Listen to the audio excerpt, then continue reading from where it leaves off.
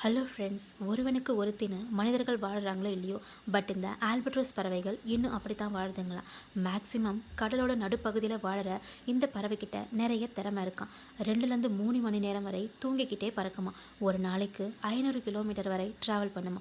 இந்த பறவையை love of லெஜண்ட்னு சொல்கிறாங்க. ஏன் அப்படி சொல்கிறாங்கன்னா, இதோட இனப்பெருக்க காலத்தில் சூஸ் பண்ணுற அந்த ஒரு பறவையோட மட்டும்தான் லைஃப் லாங் கடைசி வரைக்கும் வாழுமா. ஒன்று இறந்தால் கூட இன்னொரு பறவை அப்படியே இறந்துடுமா. வாழ்நாளில் ஒரு முட்டையை மட்டும்தான் இடுமா. இது குஞ்சு பொரிக்க 70 to 80 நாள் வரைக்கும் ஆகுமா.